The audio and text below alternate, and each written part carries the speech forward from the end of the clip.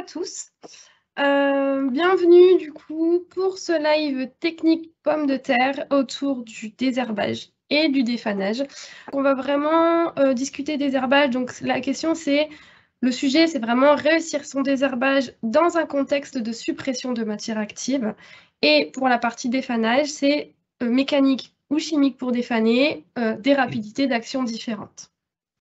Les intervenants du jour, du coup pour cette séquence, donc Cyril Hanon, animateur filière pommes de terre chez Arvalis. Moi-même, donc Agnès Tourcelle, moi je suis régionale pommes de terre basée à Villers-Saint-Christophe avec Cyril. Cette présentation a été réalisée à l'aide de notre collègue Cécile Roch, qui est ingénieure service R&D sur la partie désherbage et défanage, qui malheureusement ne peut pas être avec nous aujourd'hui. Mais voilà, elle a participé en grande partie au montage de cette présentation.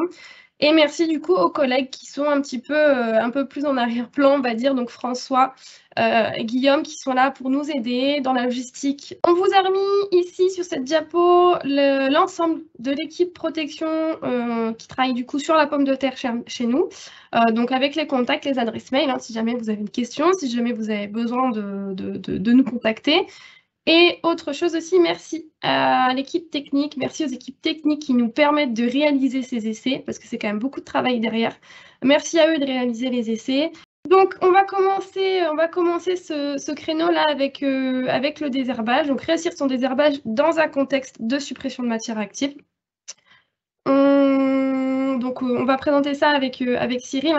Moi, je vais juste faire un rapide bilan de campagne 2022 pour rappeler un petit peu les conditions, on va dire, des conditions du désherbage de cette campagne. Juste pour rappel, je vous ai remis là une capture d'écran de Miléos sur la station de Villers-Saint-Christophe, où voilà, je vous ai mis, on va dire, de début d'année, donc début janvier jusqu'à fin mai. Ce qu'on peut retenir globalement du début de campagne et de l'hiver 2021-2022, c'est que c'était plutôt un hiver qui était quand même assez doux et sec. On a eu très peu, voire pas du tout de gelée, en fonction des certains secteurs, mais globalement, on a eu vraiment peu de gelée.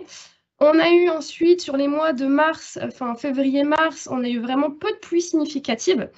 Ce qui fait que on a eu des préparations de sol au mois de mars qui ont été quand même parfois compliquées.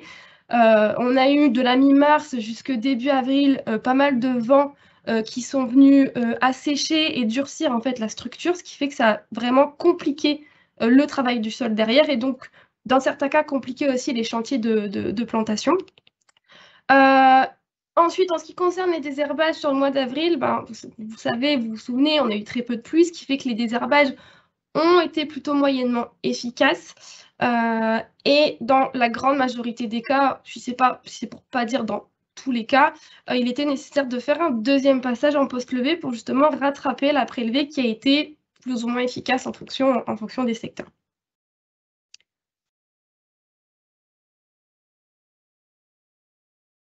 Donc, je laisse la main à Cyril. Merci Anaïs. Merci Anaïs pour ce rapide bilan de campagne et pour cette introduction, on va dire, de ce webinaire. Et j'insiste, merci aussi à Cécile qui nous a aidé à préparer cette présentation et puis on pense fort à elle en ce moment. Alors, un petit point, on va dire, tout d'abord, plutôt réglementaire. On a deux molécules qui sont en danger en France. Le prosulfocarbe, donc qui est contenu dans bon nombre de produits commerciaux, qui a déjà des restrictions d'emploi sur l'obligation d'utiliser des dispositifs antidérives et attention aux cultures non cibles. Bon, cette molécule est en sursis. Donc, s'il vous plaît, ces restrictions d'emploi, diffusez-les en pleine et faites que les agriculteurs les appliquent, les dispositifs antidérives et attention aussi aux cultures non cibles. Une deuxième molécule en danger, et là on en sait un petit peu plus depuis quelques temps, la métribuzine, qui est contenue là aussi dans bon nombre de produits commerciaux, dont le retrait est annoncé pour fin 2023 et on ne sait pas si on pourra utiliser cette molécule en 2024. Tout dépendra de quand le retrait arrive et de quels délais seront mis en place par la suite, à la fois pour la vente et pour l'application de cette métribuzine.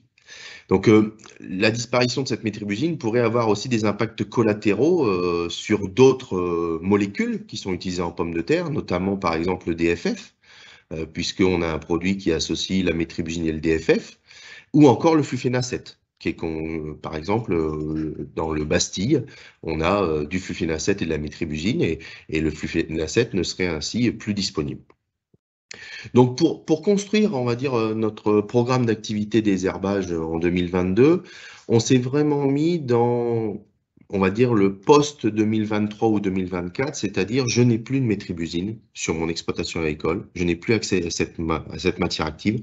Comment je peux réussir mon désherbage? Donc, on a testé des associations en prélevé de méthobromure prosulfocarbe, méthobromure clomazone, mais aussi de clomazone, pendiméthaline, aclonifène. On ne vous a pas forcément remis les autres matières actives qu'on utilisait par le passé, sur lesquelles on a bon nombre de résultats que vous pouvez trouver dans nos Choisir et Décider ou dans les webinaires des années précédentes.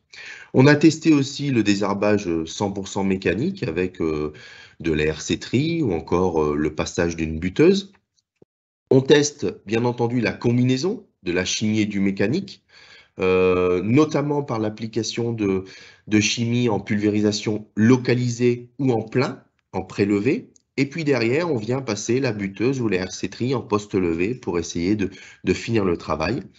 Et on a commencé à travailler en lien avec des discussions qu'on a pu avoir avec le monde des plants, à la fois des structures comme HZPC ou encore le Comité Nord ou encore des structures étrangères en Suisse. On a testé l'aspect plan de campagne et paillage.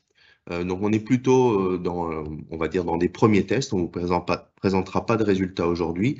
Et ces tests de plan de campagne et paillage, bien entendu, on regarde l'effet de ces deux dispositifs sur les adventices, mais on regarde aussi l'effet des plans de campagne et du paillage, notamment sur les ravageurs et notamment sur les pucerons. Donc ce sont des choses qui sont investiguées à l'heure actuelle, des premiers résultats en 2022, mais il nous faut conforter ne serait-ce que la manière dont on implante ces plans de campagne pour commencer à diffuser des résultats plutôt en 2023.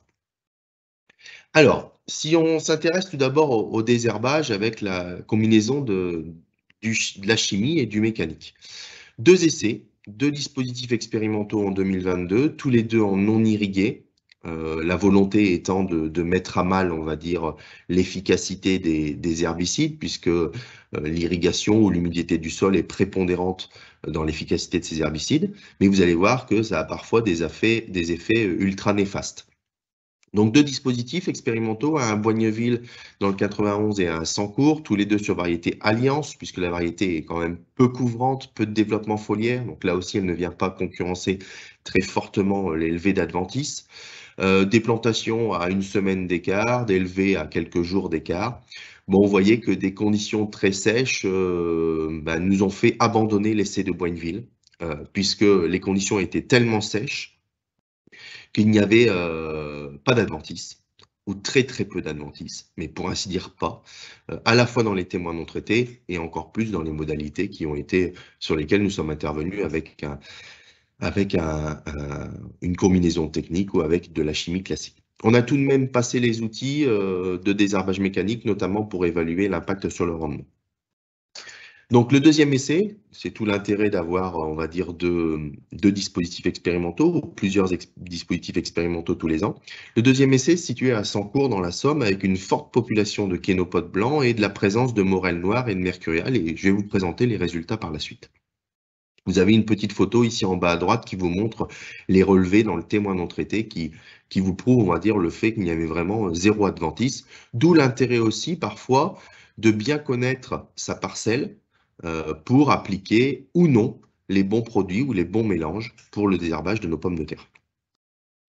Alors, dans l'essai de Sancourt, voilà les différentes modalités qui ont été testées et on s'est vraiment mis dans les conditions de « je n'ai plus de métribuzine, comment je peux réussir à désherber mes pommes de terre à l'avenir ?»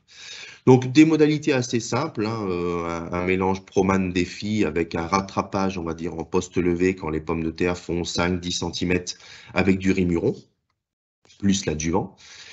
Ou alors pas de rattrapage, du Proman défi seul.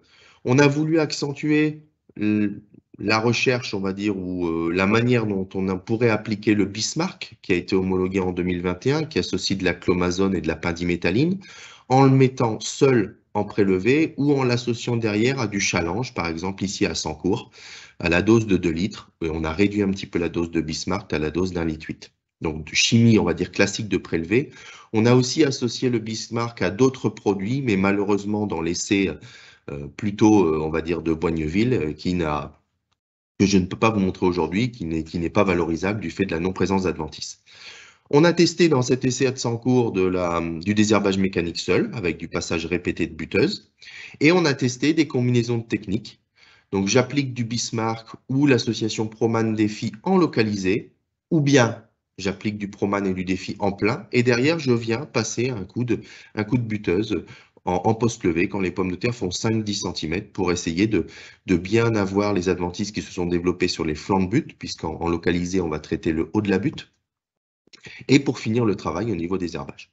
Alors voilà, par exemple, c'est toujours intéressant de vous montrer le type de matériel que l'on utilise dans ces expérimentations. Donc ici, c'est une brouette qui a été conçue par Arvalis, qui est autotractée, on va dire, qui est motorisée. En bas à gauche, vous avez la rampe pour la pulvérisation en plein. Et en haut à droite, ou sur la droite, vous avez vraiment la rampe qui est adaptée volontairement ici, avec des bustes tous les 75 cm, et qui permet de traiter en localisé juste le sommet de la butte. Donc pour vous montrer le type de matériel, la manière dont tout ça est utilisé. Alors au niveau de ces conditions d'expérimentation à Sancourt, je vous disais, voilà, 33 kénopodes blancs au mètre carré. C'est assez important. 4 mercuriales, 3 morels, mais on va surtout se concentrer du coup sur le kénopode qui est la problématique de l'année. On l'a vu en pommes de terre, mais on l'a vu aussi dans d'autres cultures. Rares étaient les champs propres au niveau kénopode dans les cultures de printemps.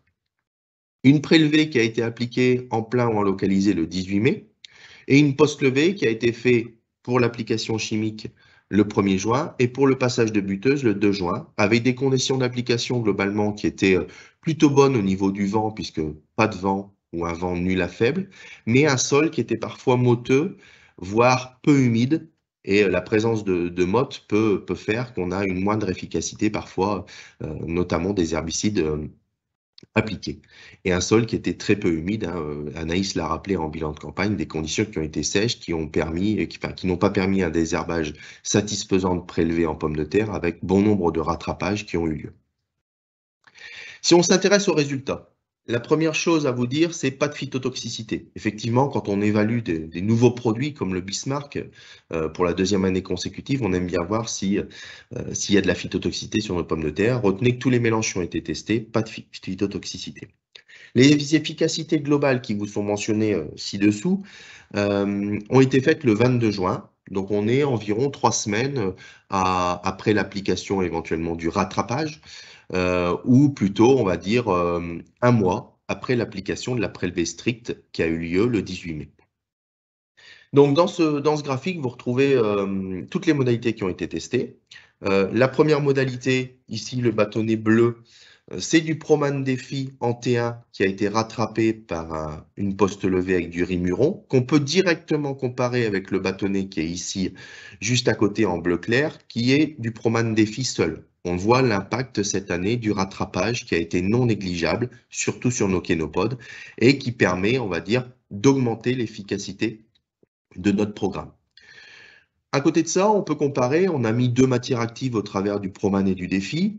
Au travers du Bismarck, on met aussi 2 matières actives. On voit que dans des conditions sèches comme à Sancourt, avec une présence de kénopodes assez significative, avec 33 kénopodes au mètre carré, c'est pas suffisant, puisqu'on a des efficacités qui sont entre 85 et 90% pour l'association de 2 matières actives.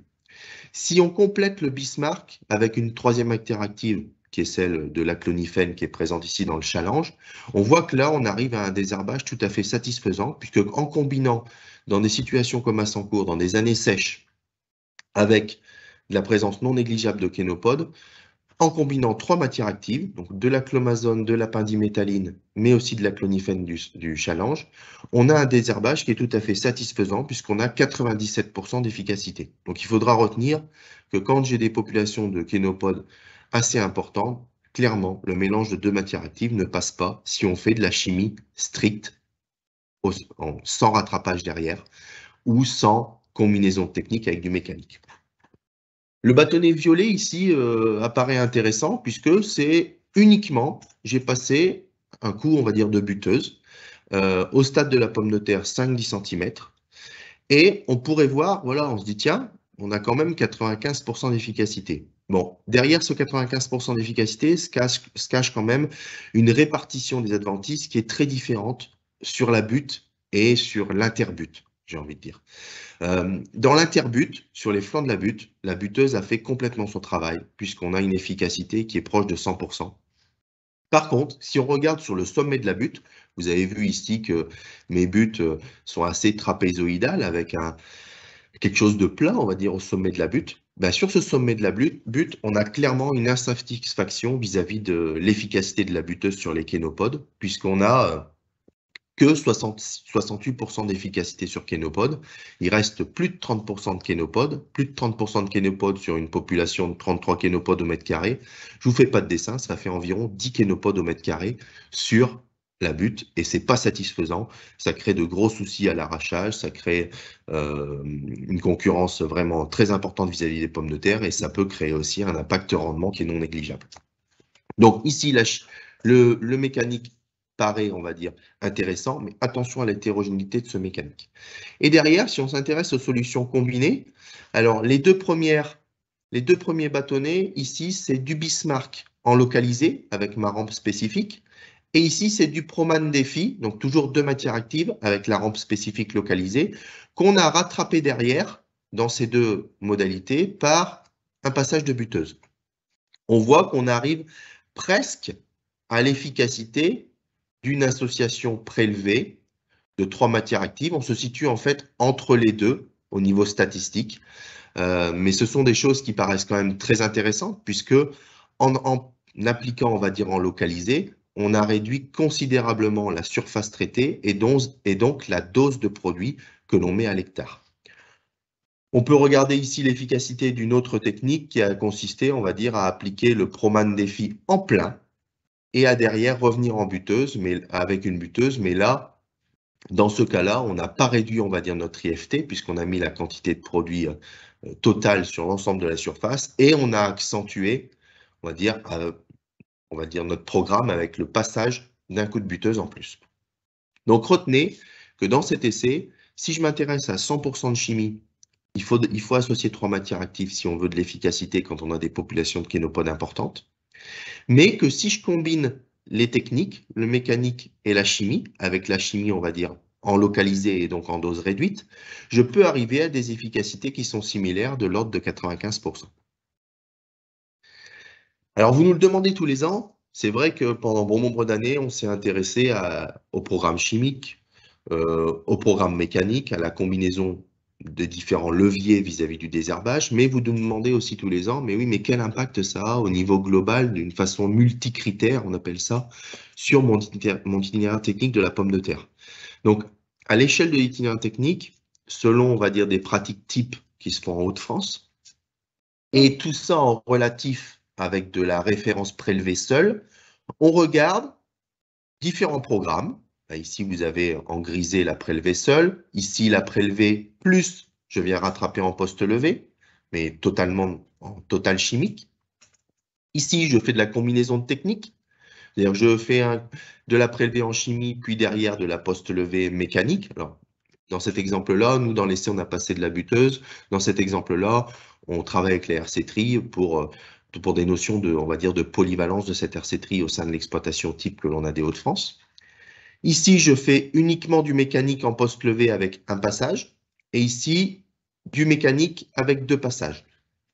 On a regardé d'une façon multicritère l'impact de ces différentes techniques sur le temps de travail, sur la consommation au carburant, sur l'IFT herbicide, les charges, l'aspect économique des choses, l'émission gaz à effet de serre. On pourrait même tout ça derrière le relier éventuellement à l'impact carbone des différentes techniques sur cet impact carbone au sein de l'exploitation.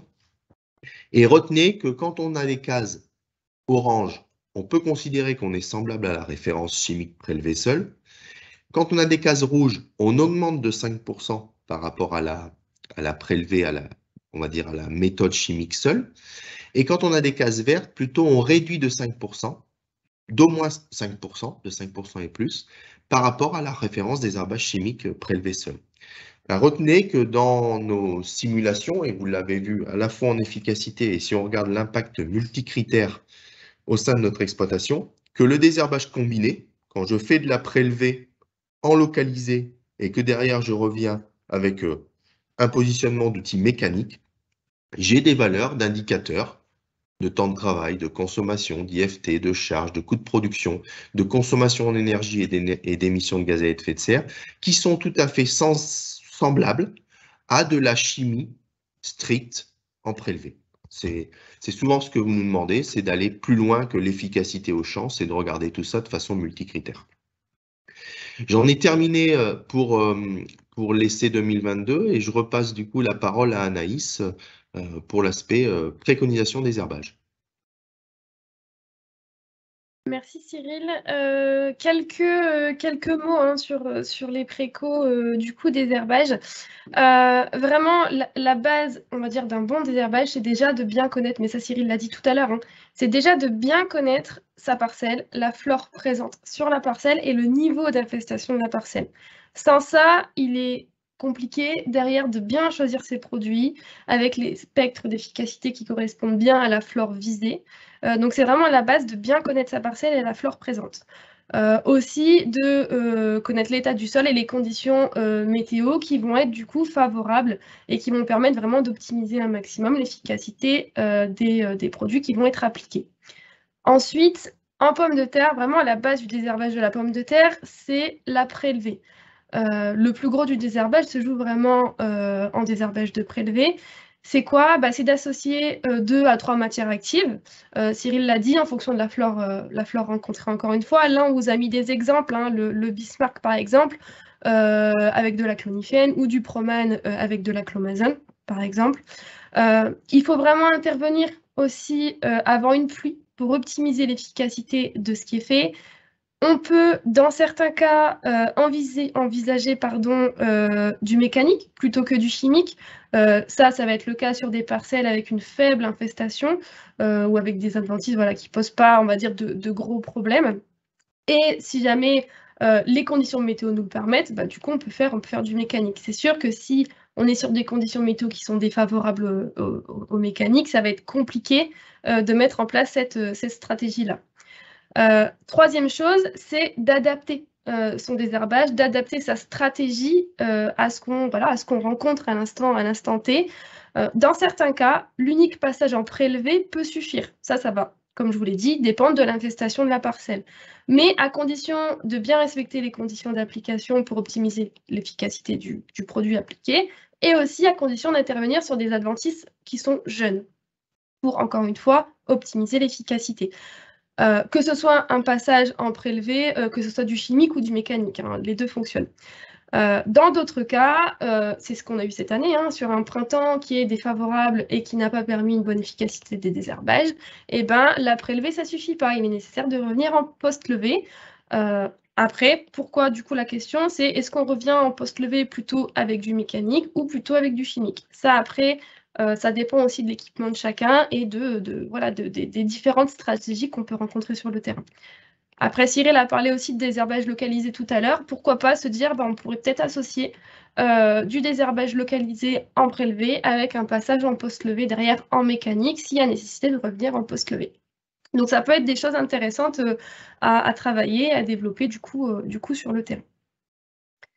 Donc j'en ai fini avec les préconisations pour la partie désherbage. N'hésitez pas, encore une fois, hein, je vous l'ai dit au début, à mettre vos questions dans le chat. On est là pour y répondre, donc profitez-en.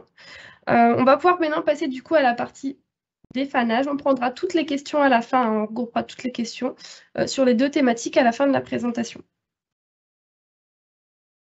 Merci Anaïs.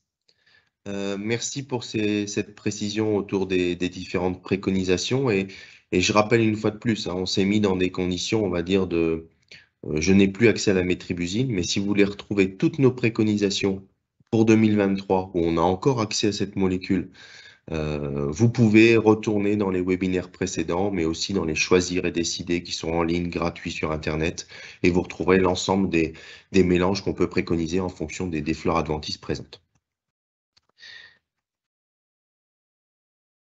Alors, maintenant, on va passer à la partie défanage.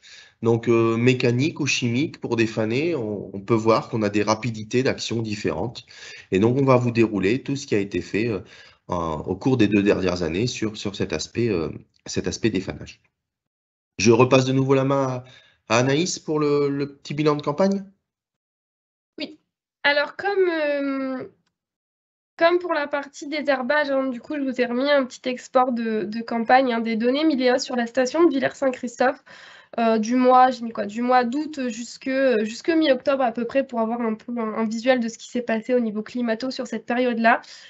En gros, ce qu'on peut retenir de cette dernière campagne, c'est que les conditions météo étaient quand même particulièrement stressantes pour la culture parce qu'on a eu des conditions qui étaient quand même chaudes, des températures assez élevées, des conditions sèches aussi. Donc, une végétation qui était plutôt en avance par rapport à l'année précédente, une sénescence précoce en règle générale hein, sur l'ensemble des différentes régions.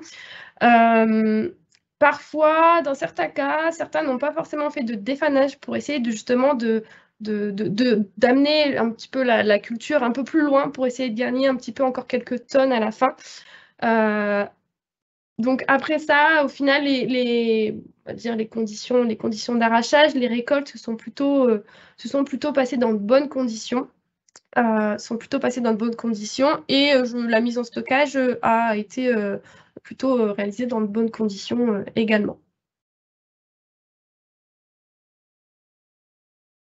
Merci Anaïs. Alors, donc après ce petit bilan de campagne, au travers des années 2021 et 2022, voici les objectifs en fait qu'on s'est fixés et les dispositifs expérimentaux pour, on va dire, réussir à défaner nos pommes de terre. Donc, différents objectifs, essayer de comparer un défanage chimique à un défanage mécanique ou combiné. On associait chimie et mécanique.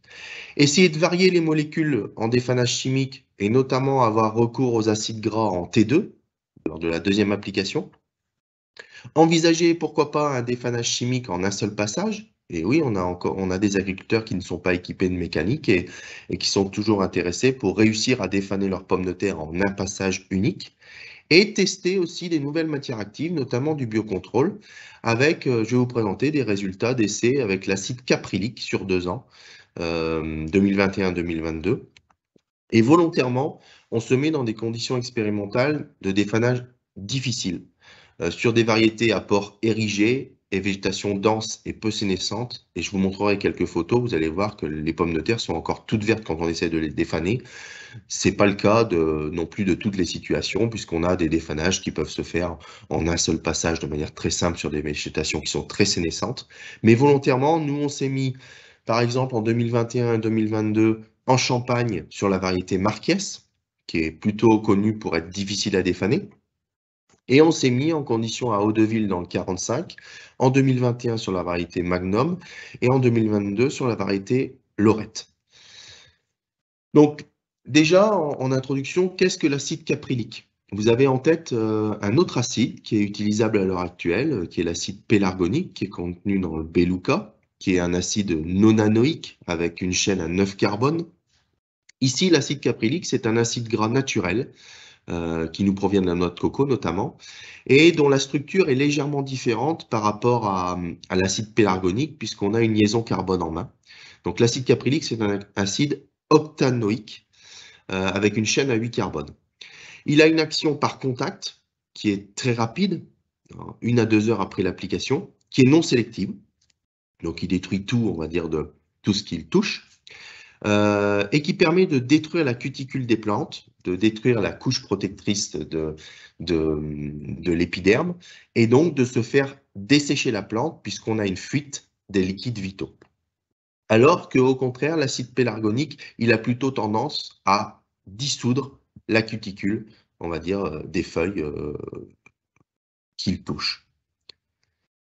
Donc, pour l'acide caprylique, voilà comment on a travaillé. En 2021 et 2022, on a testé l'efficacité de celui-ci, on a essayé d'évaluer la performance sur variété tardive et on l'a comparé aux références du marché.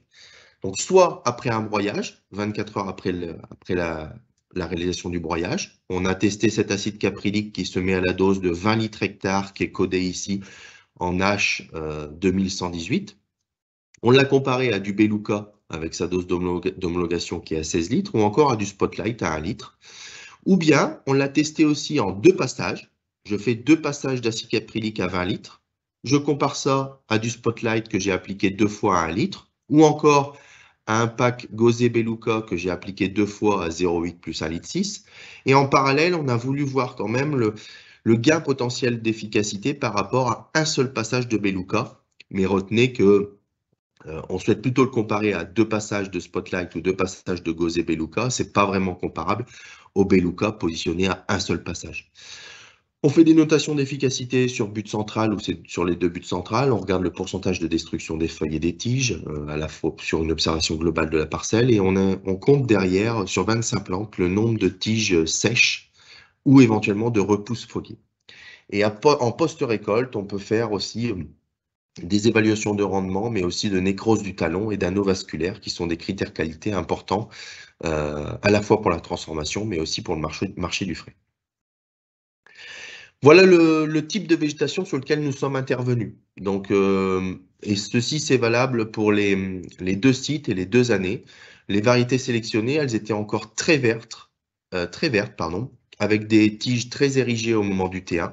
On avait un tout début d'affaissement et de décoloration de la végétation, mais on était à moins de 25% de sénescence. Donc, on considère ça comme des défanages difficiles. Vous avez exemple ici à Champignol-Champagne, le jour du T1 en 2021. Donc, la végétation est quand même toute verte. Et à Hauteville, le jour du broyage en 2022 de la variété qui était implantée. Alors, si on s'intéresse tout d'abord à, on va dire, à l'année 2021 dans la Marne, vous avez ici les quelques modalités qui ont été testées et on va s'intéresser surtout à l'acide caprylique, puisqu'on veut essayer de décrypter son efficacité par rapport aux références du marché. Donc, le témoin non traité, qui évolue au niveau de sénescence, à un niveau de sénescence naturel, mais qui, 25 jours après l'application des différents traitements, n'est qu'à 60% de sénescence. La double application de Spotlight en orange, la double application d'acide caprylique à 20 litres en gris, un produit sous numéro et une application unique de Beluca et 2 applications de Gauzy Beluca. Donc, ce qu'on peut comparer dans cet essai, c'est vraiment les courbes, on va dire, orange, grise et verte, puisqu'on a à chaque fois 2 applications du même produit.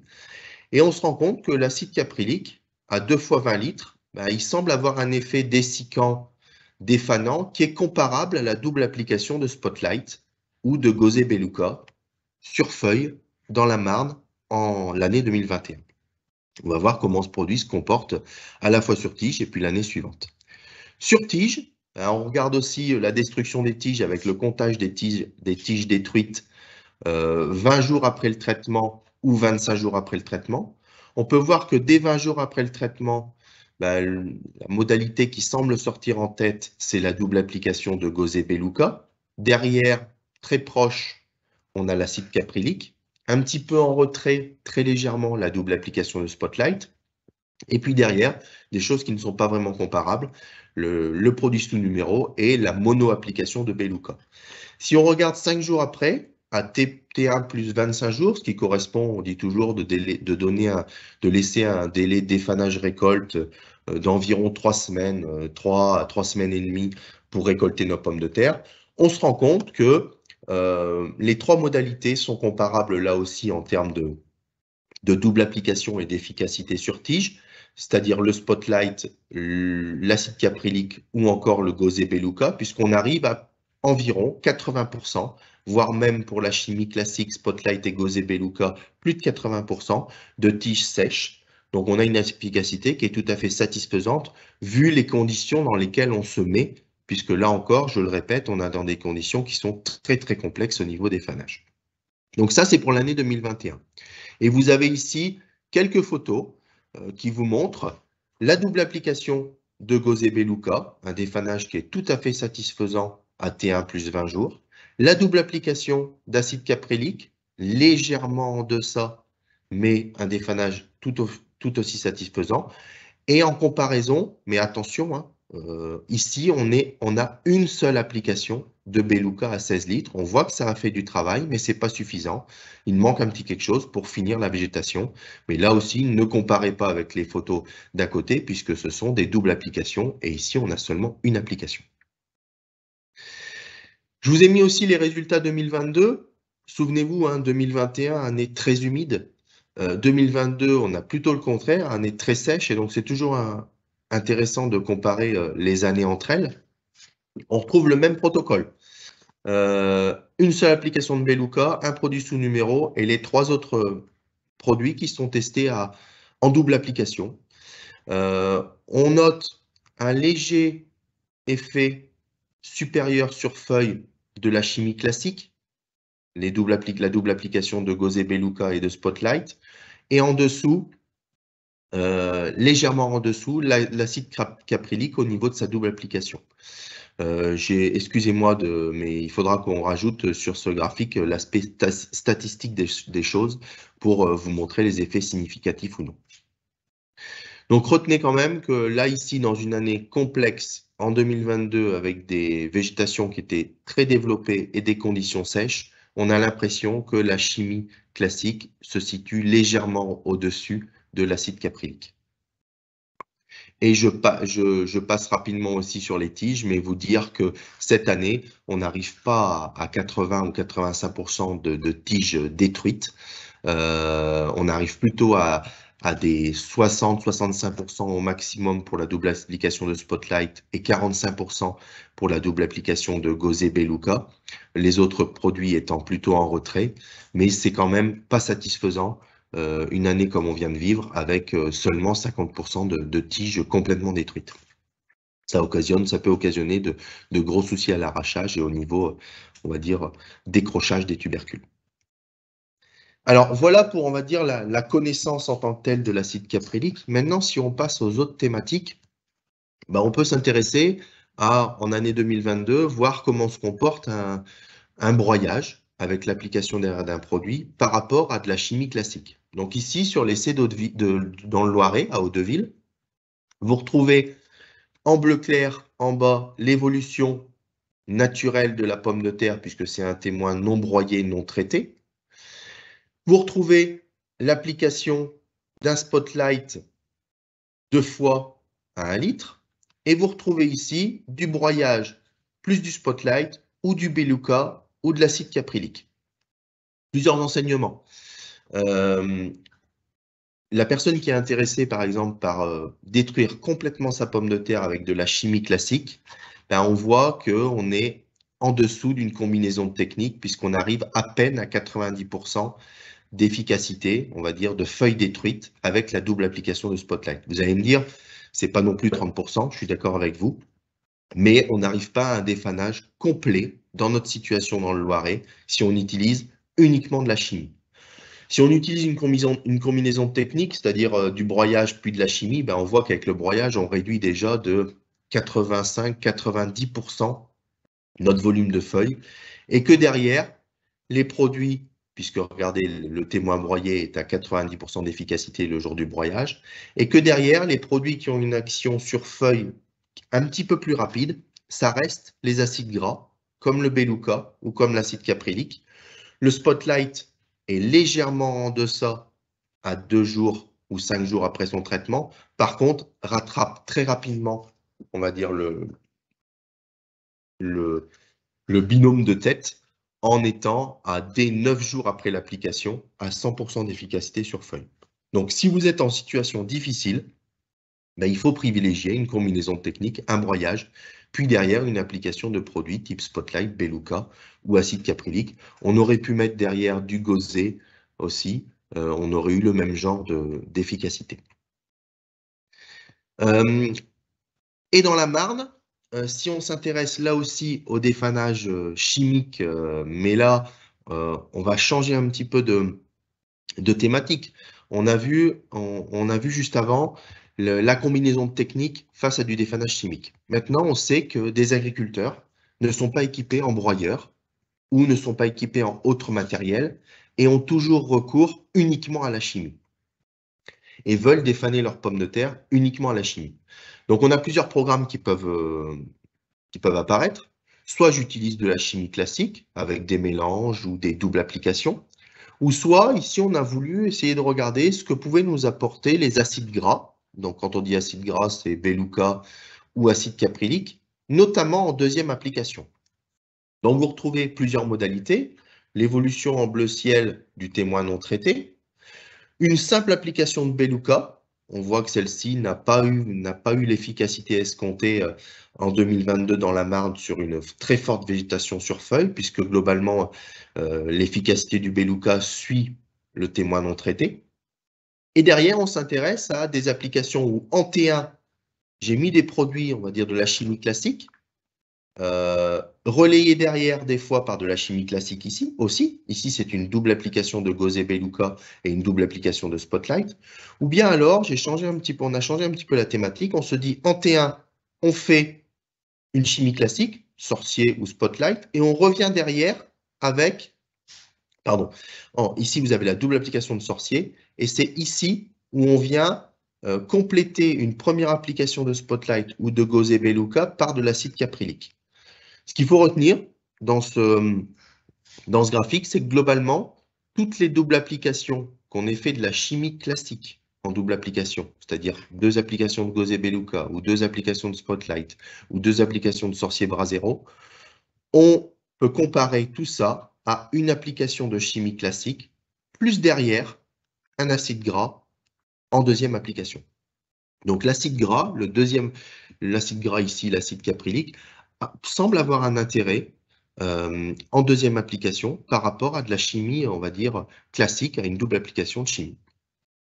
On retrouve bien entendu ces éléments d'efficacité sur tige, avec tout de même, et c'est ce qu'on a vu aussi par le passé, un petit plus au niveau statistique sur la double application de Spotlight qui semble un petit peu plus facilement dessécher les tiges. Toutes les autres modalités étant dans un mouchoir de poche au niveau efficacité et destruction de tiges.